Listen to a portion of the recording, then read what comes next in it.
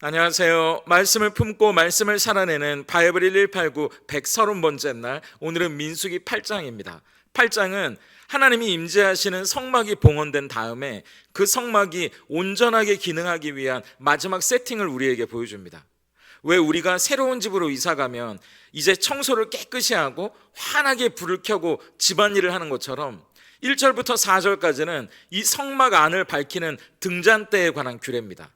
이 등잔대는 성소 안에 놓여진 금으로 만든 기물인데요, 조각조각을 만들어서 이어붙인 게 아니라 우리가 이미 살펴본 것처럼 커다란 금덩어리 하나를 쳐서 일일이 만든 작품이었고, 또 무엇보다 하나님이 모세에게 보여주신 설계도를 따라 만든 작품입니다.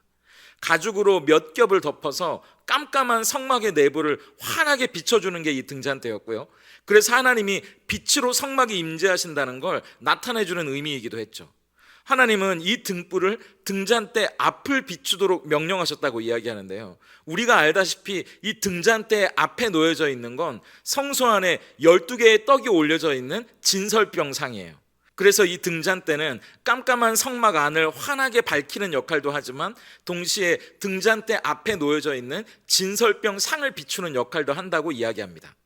이어지는 5절부터 마지막 26절까지는 레위인이 성막에서 봉사하기 위해 어떻게 준비되어야 하는지, 그 직무를 위한 준비에 대한 규례를 설명하는데요, 우리는 어떤 직분을 맡으면 화려한 임직식을 하게 되잖아요. 그런데 그런 모습과는 좀 다릅니다. 오히려 레위인은 하나님께 드려진 사람들로서 정결하게 구별되어야 한다는 걸 우리에게 보여주거든요. 그래서 먼저 속죄의 물로 깨끗이 씻고 온몸에 털을 밀어요. 그리고 그 옷을 빠는 정결 예식을 치릅니다. 그리고 각각 제물을 준비해서 이 레위인을 대신해서 속죄하고, 특이한 건 이스라엘 백성이 이 레위인에게 안수를 하거든요. 그리고 이 레위인을 요제의 제물로 하나님께 바치게 됩니다. 왜냐하면 레위인들은 우리가 이미 살펴본 것처럼 이스라엘 백성들의 장자 대신 하나님께 드려진 존재이기 때문이에요. 그래서 이스라엘 백성들을 대신해서 하나님 앞에 봉사하는 사람들이었고, 이스라엘 백성들이 하나님의 진노를 피하는 속죄물로 이스라엘 백성들이 성소 가까이에 나아오더라도 해를 당하지 않게 해주는 역할이 레위인의 역할이었습니다. 그렇게 레위인들은 25살부터 50살까지 직무를 감당하게 되고, 정년이 되면 일선에서 물러나서 다른 일로 뒤에서 돕게 하셨다는 이야기로 이 성막에서 봉사하는 레위인의 직무에 대한 8장의 설명이 마무리됩니다. 민수기 8장은 이미 우리가 다루었던 내용들을 다시 한번 보게 되는데요, 이미 출애굽기나 레위기를 통해서 등잔대나 이 레위인의 직무에 대해서는 우리가 몇 번을 살펴본 바 있죠. 살펴봤던 내용은 또 반복하지 않고 오늘 레위인의 직무에 대해 설명하는 내용을 중심으로 두 가지를 좀 살펴보려고 합니다. 첫 번째, 우리는 드러나는 사람이 아니라 드려진 사람이라는 사실을 기억해야 한다는 겁니다. 하나님은 레위인을 세워서 제사장의 일을 돕게 하시잖아요. 그리고 성막 안에 여러 가지 봉사하는 일을 감당하게 하시죠.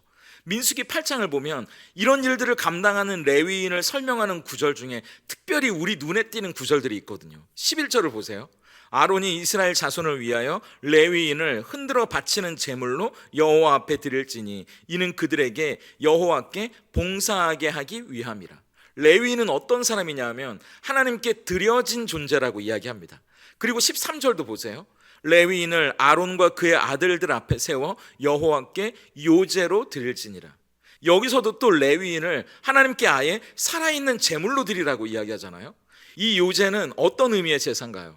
하나님 앞에 제사장이 제물을 손에 들고 흔들어서 바치는 제사가 요제잖아요. 그런데 이 요제의 의미는 우리의 것을 하나님의 것으로 올려드린다는 의미입니다. 소유권이 이전되는 거예요. 내 것에서 하나님 것으로 말이죠. 그러니까 레위인을 요제로 드렸다는 건 이 레위인이 이제 하나님의 소유가 됐다는 말입니다. 하나님께 드려진, 하나님께 속한 존재가 되었다는 거예요. 그래서 16절에 하나님께서 내가 그들을 취했다고 말씀하시잖아요. 저는 이 말씀을 보면서 그런 생각이 들더라고요. 아까도 말씀드렸지만 우리는 임직식 같은 데를 가보면 그 무대 위의 주인공이 무슨 안수받는 목사나 장로, 권사, 안수집사가 주인공처럼 느껴질 때가 있잖아요. 그런데 하나님은 레위인을 무대 위에서 사람들의 박수를 받는 주인공으로 세우신 게 아니라 하나님께 드려지는 제물로 삼으셨다는 겁니다. 그렇다면 우리의 사역의 목적, 우리의 삶의 목적이 세상의 무대에서 나를 드러내고 내 이름을 높이는 것이 되어서는 안 되는 거 아닌가요? 그래서 레위인들이 하는 일을 생각해 보세요. 회막안 사람들의 눈에 잘 띄지 않는 곳에서 일합니다. 그리고 제사장을 돕고 섬기는 일을 하는 거예요. 자기를 드러내고 내가 눈에 띄는 게 중요한 게 아니고요. 하나님께 드려진 사람으로서 하나님께 드리는 섬김과 헌신이 더 중요하다는 걸 잊지 말라고 말씀하시는 겁니다. 그런데 요새 많은 사람들은 어떻게든 나를 돋보이게 만들고 나를 더 많은 사람들이 알아줘야 성공한 인생이라고 생각하는 것 같아요. 그래서 트위터나 페이스북 그리고 인스타그램 같은 걸 보세요. 다 자기를 드러내려고 하잖아요. 그게 뭐 다 나쁜 건 아니지만요. 어쩔 때는 내가 오늘 먹은 음식, 내가 오늘 간 장소, 내가 오늘 만난 사람들을 거기에 전시하고 얼마나 많은 팔로워를 갖느냐, 그리고 얼마나 많은 좋아요를 받느냐, 내 조회수가 얼마나 됐느냐, 내가 얼마나 사람들에게 드러났느냐로 나 자신을 증명하고 싶어 하는 것처럼 느껴질 때가 있거든요. 그런데 그게 꼭 세상 안에서만 그런 건 아닌 것 같아요. 어쩔 땐 교회 안에서도요. 우리의 신앙생활이 뭔가 나를 드러내기 위한 수단이 될 때가 있다는 걸 인정할 수밖에 없거든요. 내가 얼마나 열심히 봉사하는지, 내가 얼마나 기도를 많이 하는지, 얼마나 헌금을 많이 하는지, 또 저 같은 목회자라면 내가 얼마나 설교를 잘하는지, 또 내가 목회하는 성도의 숫자는 얼마나 되는지, 이런 것들로 나 자신을 드러내고 싶어 하는 거예요. 그래서 내가 얼마나 괜찮은 사람인지 증명하고 싶어 하는 겁니다. 부끄럽지만 거기서 저라고 예외가 되겠어요? 그런데 오늘 말씀을 보면서 그런 생각이 드는 겁니다. 우리의 진짜 가치는 내가 얼마나 드러나는지, 사람들로부터 인정받는지, 그게 아니라 내가 하나님께 드려졌다는 것, 다시 말하면 하나님이 나를 받아주셨다는 것에서 증명되는 거 아닌가 하고요. 그게 복음이잖아요. 나를 드러내기 위해서 사람들의 인정과 박수를 찾아 헤매이며 그걸 갈구하는 삶에 무슨 평안이 있고 무슨 안식이 있겠습니까? 계속 조금만 더를 외치면서 스스로를 힘들게 할 뿐이죠. 세상은 자꾸 더 높이 올라가야 한다고, 더 많이 보여줘야 한다고, 더 성공해야 한다고 우리를 부추깁니다. 하지만 복음은 달라요. 우리에게 하나님께 더 드려지라고 말합니다.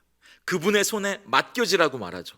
나를 드러내는 피곤한 삶이 아니라 이미 나를 받아주신 하나님 안에서 평안을 누리라고 이야기해요. 그래서 사람들이 알아주는 삶이 아니라 하나님이 알아주시는 삶이 진짜 성공한 삶이고요.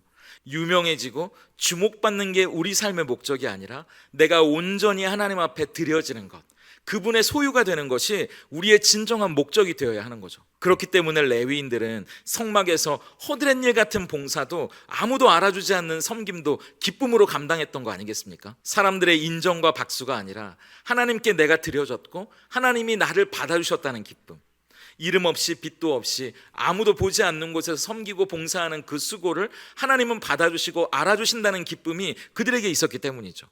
그래서 저도 여러분도 다른 사람들에게 어떻게 나를 드러낼까, 그걸 고민하는 게 아니고요. 우리가 하나님께 드려졌다는 것, 그리고 하나님이 이 못나고 연약한 우리를 받아주셨다는 그 기쁨과 감사로 아무도 알아주지 않는 섬김이라고 해도, 아무도 모르는 이름 없는 빛도 없는 그곳이라고 해도 하나님께 우리의 시간과 정성과 헌신을 드리는 것이 우리의 보람이요 기쁨이 될 수 있다면 좋겠습니다. 레위인의 직무를 보면서 깨닫는 두 번째 사실은 하나님은 뛰어난 사람이 아니라 정결한 사람을 쓰신다는 사실이에요. 성막은 일종의 텐트잖아요.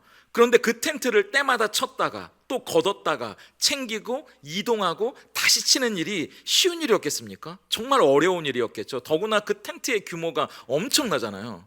몇 겹으로 그 텐트를 덮고 그 안에 들어가야 하는 기물들을 챙기고 또 그 기물들을 정해진 위치에 정해진 방법으로 다 배치해야 되고요. 그것뿐만이 아니죠. 성막의 외부 울타리도 각각 나무들을 대고 가죽을 둘러서 팽팽하게 잡아당겨야 하는 일이 그게 보통 일이었겠습니까? 또 그 성막에서 제사를 드리는 일들도 만만치 않았겠죠. 이런 일들을 매일매일 감당하려면요, 일머리도 좀 있어야 되지 않았겠어요? 능숙하게 이런 일들을 수월하게 할 만한 기술도 있었어야겠죠. 그런 은사가 있는 사람들이 함께해야 그나마 이렇게 힘든 일들을 어렵지 않게 할 수 있지 않았겠습니까? 저희 교회 성도님이 이번에 음식점을 개업하셨는데 거기 주방에서 설거지를 도와주실 분이 필요해서 저희가 함께 기도하고 있거든요. 근데 저부터 이런 이야기를 저도 모르게 하는 거예요. 무엇보다 일머리가 좀 있어서 빠릿빠릿하게 척척 알아서 일을 좀 잘해줄 수 있는 분이 들어오시면 좋겠다고요. 사람을 쓰고 뭔가 같이 일을 할 만한 사람을 구하면 그게 우리의 상식적인 반응이잖아요.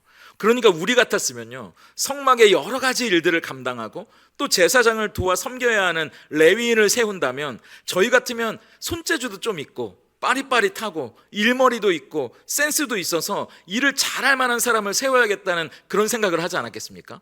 그리고 직무교육을 시키는 게 먼저잖아요. 어디에 뭐가 있고 뭘 해야 하고 어떻게 해야 일을 잘할 수 있는지 그걸 가르치는 게 우선이었을 거예요. 그런데 하나님은 다릅니다. 6절을 보세요. 이스라엘 자손 중에서 레위인을 데려다가 정결하게 하라. 하나님이 레위인들에게 요구하신 첫 번째이자 가장 중요한 조건은 뛰어남이 아니었습니다. 유능한 게 아니에요.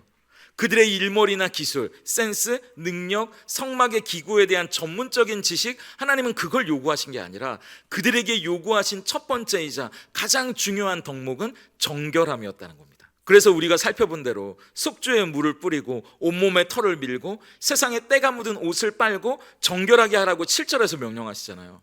세상은 유능한 사람, 똑똑한 사람을 찾는데 하나님은 거룩한 사람, 깨끗한 사람, 정결한 사람을 찾으십니다. 그런데 정작 우리는 하나님께 하나님 저에게 이런 재능을 주시고 저런 은사를 주시고 그런 능력을 주시면 좋겠다고 기도하잖아요. 하지만 정작 하나님 제가 정결하게 살아가겠습니다. 하나님 저를 거룩하게 해주세요. 이런 기도는 우리의 우선순위에서 밀려나 있는 건 아닌지 싶습니다. 그래서 저 스스로도 부끄럽지만 유능한 사람이 돼야 뭔가 좀 내가 잘해야 하나님께 영광이 되고 쓰임받을 수 있다고 생각하는 건 아닌지 저부터 돌아보게 되더라고요. 그러면서 디모데후서 2장 20절과 21절의 말씀 앞에 참 부끄럽고 아프지만 제 자신을 세워보게 되는 겁니다. 큰 집에는 금그릇과 은그릇뿐 아니라 나무그릇과 질그릇도 있어 귀하게 쓰는 것도 있고 천하게 쓰는 것도 있나니 그러므로 누구든지 이런 것에서 자기를 깨끗하게 하면 귀히 쓰는 그릇이 되어 거룩하고 주인의 쓰임에 합당하며 모든 선한 일에 준비함이 되리라. 오늘 우리는 민수기 8장을 통해 하나님이 찾으시는 사람이 어떤 사람인지 함께 확인했습니다. 하나님은 자기를 드러내는 사람이 아니라 자기를 기꺼이 하나님께 제물로 드리는 사람을 찾고 계신다고 말씀하세요. 그리고 세상의 스펙으로 무장한 유능한 사람이 아니라 날마다 십자가 앞에서 자기를 돌아보고 예수님의 거룩한 피로 스스로를 정결하게 하는 사람을 찾으신다고 말씀하십니다. 그런 사람은 나무로 만든 그릇이어도 보잘것없는 질그릇이어도 주인이 귀하게 사용하는 그릇이 된대요. 선한 일에 쓰임받을 준비된 사람이라고 말씀하십니다. 오늘 그렇게 우리의 삶을 온전히 하나님께 드릴 수 있는 사람들이 우리였으면 좋겠고 이 폐역해져가는 악한 세상 가운데 정결하게 스스로를 지키고자 거룩하게 구별된 사람으로 살아가고자 노력하는 사람들이 우리였으면 좋겠습니다. 그래서 이 시대의 레위인 하나님을 위해 쓰임받는 사람들이 저와 여러분이 될 수 있기를 소망합니다. 오늘 바이블 1189 적용입니다. 첫째, 드러내기보다 드려진 삶 살기예요. 사람들에게 인정과 칭찬을 구하기보다 아무도 모르는 곳에서 하나님께만 드려질 섬김과 헌신이 무엇인지 한번 찾아보시면 어떨까요? 내가 했다고 표시를 내거나 생색을 내는 게 아니고요. 조용히 직장에서, 가정에서, 교회에서 아무도 모르게 하는 일이지만 은밀한 중에 그것을 보시고 우리에게 기쁨으로 갚아주시고 보람으로 갚아주시는 하나님을 경험하는 나만의 섬김을 실천해 보시면 좋겠습니다. 둘째, 유능함이 아니라 정결함 추구하기예요. 금그릇이나 은그릇이 되려는 노력보다 하나님이 귀하게 쓰시는 그릇이 되기 위해 나 자신부터 깨끗하고 정결하게 해야 하는 영역이 있다면 뭔지 한번 찾아보세요. 내가 시간을 헛두루 쓰고 있는 곳은 어디일까? 그리고 나를 나도 모르게 영적이 아니라 세상적으로 만드는 곳은 어디일까? 한번 생각해 보세요. 그리고 내가 하나님 앞에 가까이 나아가기 위해 해볼 수 있는 일들을 실천해 보시면 좋겠습니다.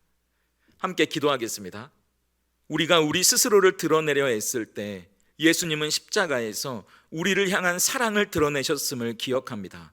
그리하여 죄와 허물에도 불구하고 우리를 받아주신 분이 하나님이심을 고백합니다.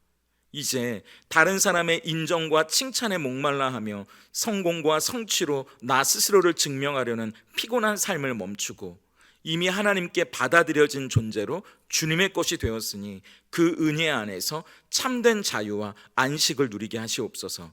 그러므로 유능하고 뛰어난 사람이 되기보다 정결하고 거룩한 사람이 되기를 소망합니다. 세상에 뛰어난 사람들을 부러워하기보다 하나님 앞에서 정결과 거룩을 추구하게 하시고 우리를 하나님으로부터 멀어지게 만드는 것들로부터 스스로를 구별하게 하시고 언제든 하나님이 귀하게 쓰실 수 있는 깨끗한 그릇으로 준비되게 하시옵소서. 우리 교회가 그렇게 하나님께 드려지고 정결과 거룩을 추구하는 사람들로 가득하게 하셔서 진정 하나님을 영화롭게 하는 아름다운 공동체 되게 하시옵소서. 예수님의 이름으로 기도드립니다. 아멘.